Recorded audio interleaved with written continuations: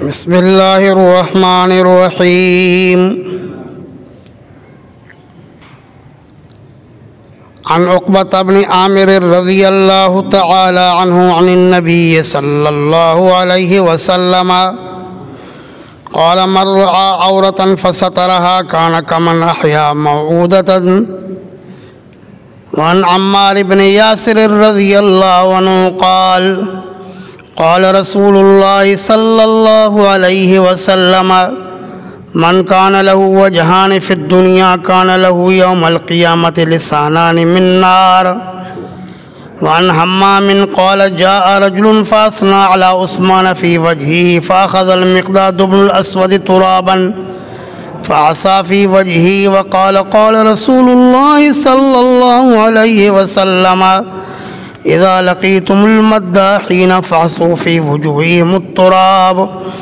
عن عبد الرحمن بن أبي بكرة عن أبيه أن رجلا أثنى على رجل عند النبي صلى الله عليه وسلم فقال له قطعت عنق صاحبك 3 مرات.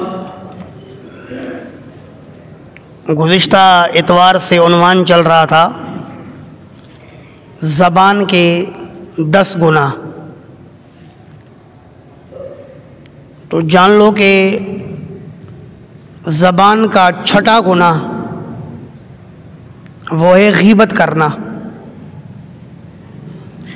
غیبت کا مطلب یہ ہے کہ کسی بھی مسلمان کی پیٹھ پیچھے برائی بیان کرنا، کسی بھی مسلمان کے لیے ایسی بات کرنا کہ اگر آپ وہ بات اس کے سامنے کریں تو وہ اس کو بری لگے. ایسی بات کو پیٹھ پیچھے کرنے کو غیبت کہتے ہیں. صحابی رسول نے عرض کیا یا رسول اللہ، اگر کسی کے اندر واقعتاً وہ بات موجود ہو اور میں لوگوں کے سامنے اس کے پیٹھ پیچھے بیان کرتا پھروں تو پھر بھی غیبت ہے؟ تو اللہ کے رسول نے فرمایا غیبت تو نام ہی اسی کا ہے کہ کسی کے اندر کوئی برائی موجود ہو، آپ لوگوں کے سامنے اس برائی کو اچھالیں. لیکن اگر کسی کے اندر کوئی برائی موجود ہی نہیں ہے پھر بھی آپ لوگوں کے سامنے بیان کریں، وہ تو غیبت نہیں، وہ تو اس سے بھی بدتر بہتان ہے. قرآن کہتا ہے اَيُحِبُّ أَحَدُكُمْ أَن يَأْكُلَ لَحْمَ أَخِيهِ مَيْتًا. اللہ اکبر. کیا تم میں سے کوئی یہ بات پسند کرتا ہے کہ وہ اپنے مردہ بھائی کا گوشت کھائے؟ فَكَرِهْتُمُوهُ. اللہ پاک فرماتے ہیں یقیناً تم اس کو ناپسند کرو گی. تو کسی کی غیبت کرنا یہ ایسا ہے جیسے کہ مردہ بھائی کا گوشت کھانا. اللہ کے رسول نے فرمایا کہ جب مردہ بھائی کا گوشت کھانا تم ناپسند کرتے ہو تو کسی مسلمان کی پیٹھ پیچھے برائی کرنا کیوں پسند کرتے ہو؟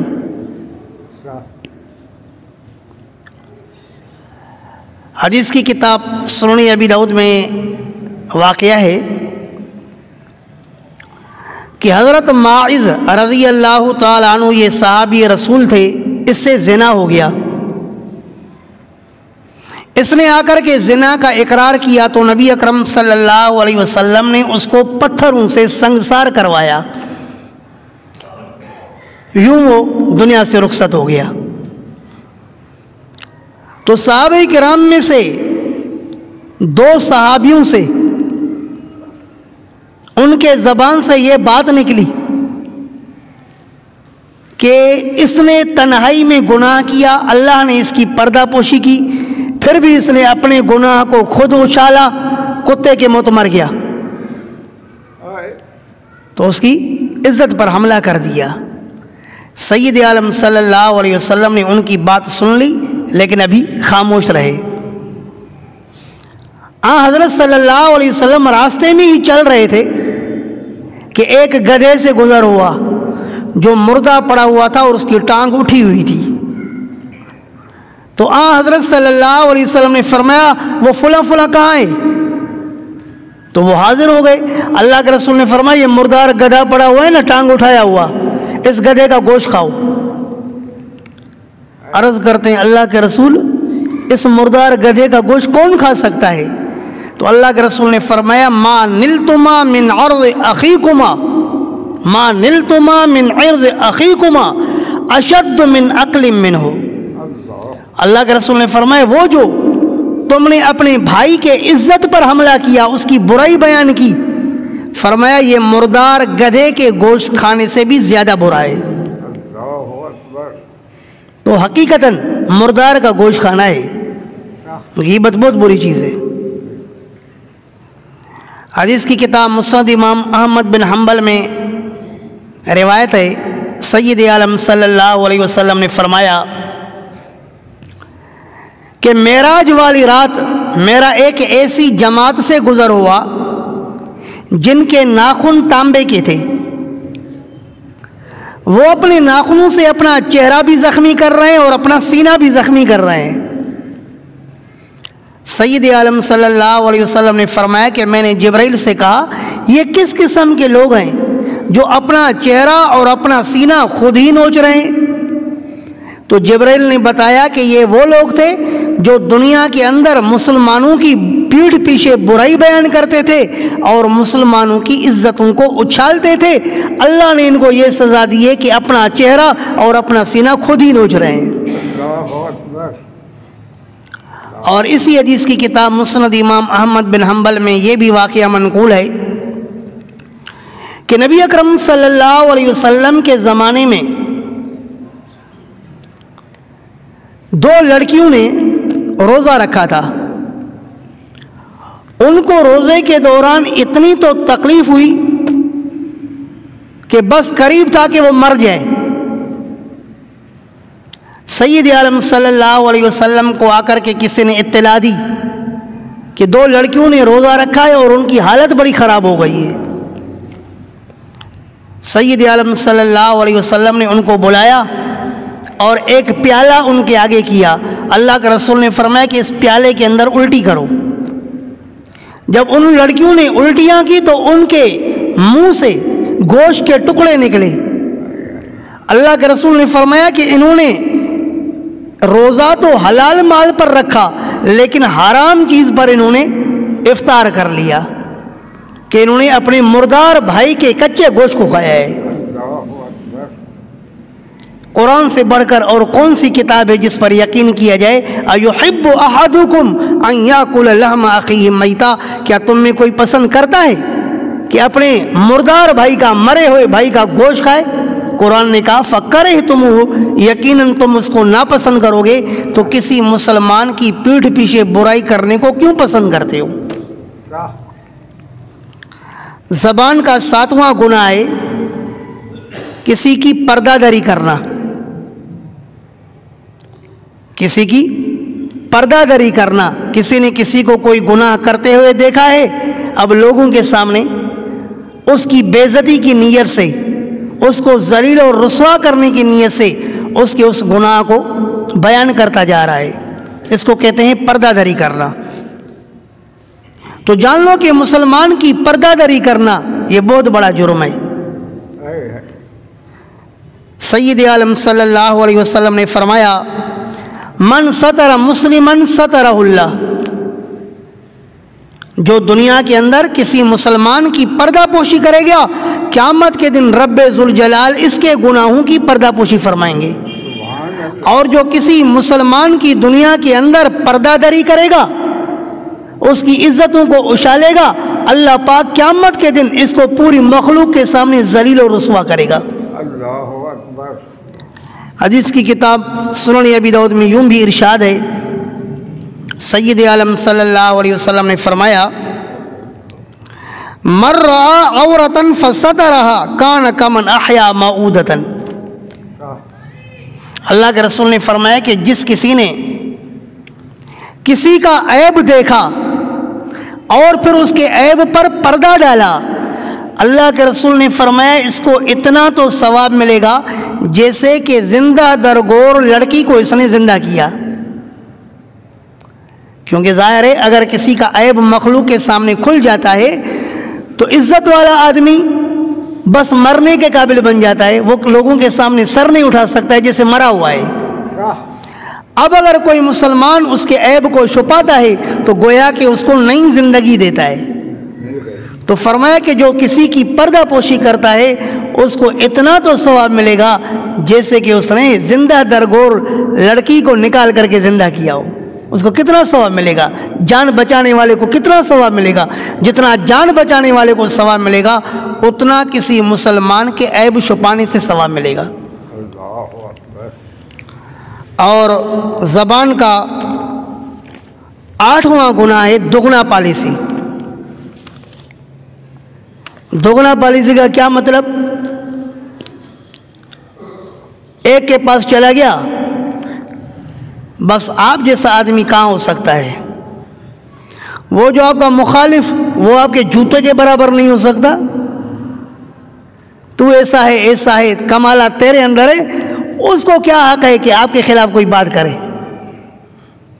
پھر اس کے پاس جاتا ہے، اس کو کہتا ہے کہ دنیا کے اندر اچھا انسان ہے تو ہی ہے، وہ جو تیرا مخالف وہ تو ٹکے کا آدمی نہیں ہے. با مسلمہ اللہ اللہ با برہمن رام رام. اس کے پاس جا کر کے اس کی مخالفت، اس کے پاس جا کر کے اس کی مخالفت. اس کو کہتے دگنا پالیسی. جناب نبی اکرم صلی اللہ علیہ وسلم نے فرمایا من کان لہ وجہان فی الدنیا کان لہ یوم القیامت لسانان من نار. اللہ کے رسول نے فرمایا جو دنیا کے اندر 2 چہرے رکھتا ہوگا، ایک کے پاس جا کر کے ایک بات ظاہر کرے گا، دوسرے کے پاس جا کر کے دوسری چیز ظاہر کرے گا، اللہ کے رسول نے فرمایا قیامت کے دن اس کو آگ کی 2 زبانیں دی جائیں گی. کیونکہ یہاں دگنا پالیسی کرتا تھا نا، تو وہاں کی زبانیں بھی 2 ہوں گی، اور وہ بھی آگ کی زبانیں ہوں گی. جس کے منہ کے اندر آگ ہو آپ اس سے پوچھیں کہ اس کا کیا حال ہوگا. تو یہ دگنا پالیسی بہت بری چیز ہے. 2 رنگی چھوڑ دے یک رنگ ہو جا، سراسر موم ہو یا سنگ ہو جا. زبان کا 9واں گناہ ہے کسی کی سامنے تعریف کرنا. زبان کا 9واں گناہ ہے کسی کی سامنے تعریف کرنا. ہاں مولوی صاحب ماشاءاللہ آپ کا کیا ہی بہترین بیان ہے، بڑا مزہ آتا ہے آپ کے بیان میں. مولوی کہے گا ماشاءاللہ میں تو آسمان کو پہنچ گیا. تو سید عالم صلی اللہ علیہ وسلم نے فرمایا کہ جب آپ نے کسی مسلمان کی اس کے سامنے تعریف کی، قطعت عنق صاحبی کا، جیسے کہ آپ نے اپنے بھائی کا گلا کاٹ دیا، اس کو مار دیا. کیونکہ وہ تو تکبر میں پڑ جائے گا، بڑائی میں پڑ جائے گا، وہ اپنے آپ کو اس دن سے بڑا سمجھنے لگے گا تو اپنا نقصان کر بیٹھے گا. تو سامنے تعریف نہیں ہونی چاہیے. اللہ کے رسول نے فرمایا اذا لقیتم المداحین فاعصوا فی وجوہہم التراب. جب آپ دیکھیں کہ آپ کی سامنے کوئی تعریف کرتا ہے تو اللہ کے رسول نے فرمایا مٹی اٹھا کر کے ان کے منہ میں ڈالو، کہ تیرا منہ مٹی ڈالنے کے قابل ہے کہ دوسرے مسلمان کو تکبر پر برانگیختہ کر رہا ہے. اور زبان کا 10واں گناہ ہے جھوٹی قسم اور غیر اللہ کی قسم. جھوٹی قسم اور غیر اللہ کی قسم. قسم کھا رہا ہے لیکن جھوٹ پر. سید عالم صلی اللہ علیہ وسلم نے فرمایا من حلف علی یمین مسبورۃ کاذبا فلیتبوأ بوجہہ مقعدہ من النار. اللہ کے رسول نے فرمایا کہ جو جھوٹی قسم کھاتا ہے وہ سمجھے کہ اس کا ٹھکانہ جہنم میں ہے. تھوڑی سی معمولی سزا سے بچنے کے لیے جھوٹی قسم، اپنی بات آگے کرنے کے لیے جھوٹی قسم، اللہ کے نام کو غلط استعمال کرنا یہ بہت بڑا جرم ہے. مومن اللہ کے نام کو غلط استعمال کر ہی نہیں سکتا. اس پر میں آپ کو ایک واقعہ سناتا ہوں. صحیح بخاری میں ہے کہ حضرت عیسیٰ علیہ السلام کے سامنے کسی شخص نے چوری کی تو حضرت عیسیٰ علیہ السلام نے فرمایا کہ تو نے چوری کی نا؟ اس نے کہا نہیں اللہ کی قسم میں نے چوری نہیں کی ہے. حالانکہ حضرت عیسیٰ علیہ السلام نے اپنی آنکھوں سے دیکھا کہ اس نے چوری کی ہے. اس نے قسم کھا لی اللہ کی قسم میں نے چوری نہیں کی. حضرت عیسیٰ علیہ السلام نے فرمایا تو سچا ہے اللہ کے قسم پر مجھے اعتماد ہے، میں اپنی آنکھ کو جھوٹا قرار دیتا ہوں.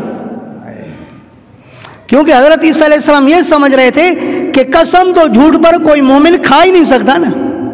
میری آنکھ غلطی کر سکتی ہے، کوئی مومن جھوٹی قسم نہیں کھا سکتا ہے. اللہ اکبر. تو حضرت عیسیٰ علیہ السلام نے اپنی آنکھ کو غلط کہا لیکن اللہ کے قسم پر اعتماد کیا. اللہ اکبر. جیسا آپ اندازہ لگائیں کہ مومن کے شان کے بالکل خلاف ہے کہ مومن کبھی جھوٹی قسم کھائے. بے شک بے شک. اللہ کے رسول صلی اللہ علیہ وسلم نے سنن ابی داؤد کی حدیث میں یوں بھی ارشاد فرمایا کہ 3 شخص ایسے ہیں جن کو اللہ پاک اپنی رحمت کی نگاہ سے بھی نہیں دیکھیں گے، ان کو پاک بھی نہیں کریں گے اور ان کے لیے دردناک عذاب ہوگا. فرمایا کہ ان 3 میں سے ایک وہ ہے المنفق سلعتہ بالحلف الکاذب، جو اپنی مبی کو جھوٹی قسم کھا کر کے آگے بیچ دیتا ہے. قسمیں کھا کھا کے اللہ کی قسم فلاں آدمی یہ مجھ سے 15,000 میں لے رہا تھا، میں آپ کو رعایت کرتا ہوں، آپ کو 12,000 میں بیچ رہا ہوں، ورنہ فلاں تو مجھ سے 15,000 کی لے رہا تھا، حالانکہ جھوٹی قسمیں کھا رہا ہے. اللہ کی قسم یہ ایسی بہترین چیز ہے کہ 5 گھنٹے تو اس کی چارجنگ چلتی ہے، توبہ توبہ توبہ. حالانکہ اس کے خلاف ہوتا ہے. اس چیز کے اندر بہت سارے عیوب ہوتے ہیں، یہ چھپاتا ہے، جھوٹی قسمیں کھاتا جاتا ہے. اللہ کے رسول نے فرمایا من غشنا فلیس منا، جو دھوکہ دیتا ہے اللہ کے رسول نے فرمایا وہ ہمارے طریقے پر نہیں ہے. مومن کا کام کسی کو دھوکہ دینا تھوڑی ہے. اور پھر بس اوقات جھوٹی قسم کے ساتھ ساتھ غیر اللہ کی قسمیں کہے گا، مجھے فلاں پیر بابا کی قسم، فلاں قبر والے کی قسم، بیٹائی کی قسم، کلندر کی قسم، غیر اللہ کی قسمیں کھائے گا. حضرت صلی اللہ علیہ وسلم نے فرمایا من حلف بغیر اللہ فقد اشرک، کہ جس نے اللہ کے علاوہ کسی غیر کی قسم کھائی، اللہ کے رسول نے فرمایا اس نے اللہ کے ساتھ شرک کیا ہے. کیوں؟ اس لیے کہ جو شخص اللہ کی قسم کھاتا ہے تو اس کا کیا مقصد ہوتا ہے، کیا کہنا چاہتا ہے؟ مخاطب کو یہ بتانا چاہتا ہے کہ اگر میں اپنی بات میں جھوٹا ہوں تو میرا اللہ مجھے پکڑے. یہی اس کو تاثر دیتا ہے نا کہ اللہ کی قسم، بات دراصل یہ ہے. تو اللہ کی قسم کھا کر کے اگلے کو گویا کہ یوں کہتا ہے کہ اگر میں اس بات میں جھوٹا ہوں تو میرا رب مجھے پکڑے. اب اگر کوئی شخص اللہ کو چھوڑ کر کے اور کسی قبر والے کی قسم کھاتا ہے، کوئی کہتا ہے علی کی قسم، کوئی کہتا ہے نبی کی قسم، کوئی کہتا ہے پیران پیر عبد القادر جیلانی کی قسم، کوئی کہتا ہے فلاں بابا کی قسم، تو باباؤں کی قسم کھا کر کے گویا کہ کیا تاثر دیتا ہے کہ اگر میں اس بات میں جھوٹا ہوں تو فلاں بابا مجھے پکڑے. تو گویا کہ اس نے کیا نظریہ رکھا؟ مثلا کہا عبد القادر جیلانی مجھے پکڑے، تو گویا کہ یہ نظریہ رکھا کہ عبد القادر جیلانی یہاں پر حاضر ناظر ہے، عبد القادر جیلانی عالم الغیب ہے، عبد القادر جیلانی پکڑنے پر قادر ہے. تو اس نے گویا کہ اس نظریے سے غیر اللہ کو مختار کل بھی سمجھا، جبکہ مختار کل کون ہے؟ اللہ. غیر اللہ کو حاضر ناظر بھی سمجھا، جبکہ حاضر ناظر کس کی ذات ہے؟ اللہ کی ذات ہے. غیر اللہ کو عالم الغیب بھی سمجھا، جبکہ عالم الغیب کس کی ذات ہے؟ اللہ کی ذات ہے. تو گویا کہ اس نے باباؤں کی قسم کھا کر کے، غیر اللہ کی قسم کھا کر کے اللہ کے ساتھ اس غیر کو شریک کر دیا. اللہ کے رسول نے فرمایا من حلف بغیر اللہ فقط اشرک، جس نے غیر اللہ کی قسم کھائی تو اس نے شرک کیا. اللہ اکبر. اور بعض لوگ کیا کرتے ہیں، مجھے بیٹے کی قسم ہے، اور بیٹا بس اوقات کہتے ہیں مجھے ابا کی قسم ہے. سید عالم صلی اللہ علیہ وسلم نے فرمایا ان اللہ ینہاکم ان تحلفوا بآبائکم او ابنائکم. اللہ کے رسول نے فرمایا کہ رب ذوالجلال تمہیں تمہارے آبا اور اجداد اور تمہارے بیٹوں کے قسمیں کھانے سے منع کرتے ہیں.